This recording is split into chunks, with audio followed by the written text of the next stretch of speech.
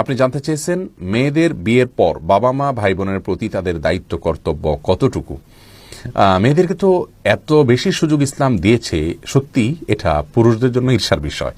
কারণ মেয়েদের জীবনে তার নিজের ব্যয়ভারই তার উপরে বহন করা অবশ্য কর্তব্য নয়।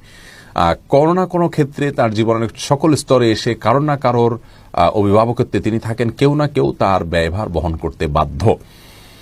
এক্ষেত্রে তিনি নিজে যেহেতু তার নিজের ব্যয়ভার বহন করতে বাধ্য নন, বরং তার ব্যয়ভার তার বাবা, তার বড় ভাই, তার স্বামী, তার বড় ছেলে অথবা কেউ না কেউ তার অভিভাবক হিসাবে তার ব্যবহার বহন করতে বাধ্য, সেখানে তিনি আরেকজনের ব্যবহার বহন করার জন্য কোনো প্রকার বাধ্যবাধকতা তার জন্য থাকবে না, সেটাই স্বাভাবিক।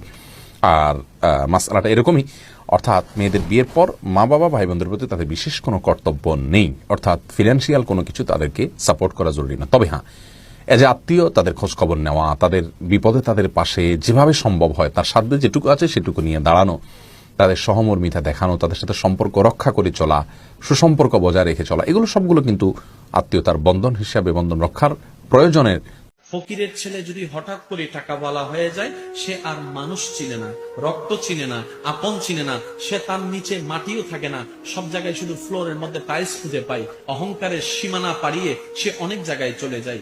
এই জিনিসগুলা কেন হচ্ছে? কেন একজন বোন রাস্তা দিয়ে গেলে আমাদের ইপটিজিং এর শিকার হচ্ছে?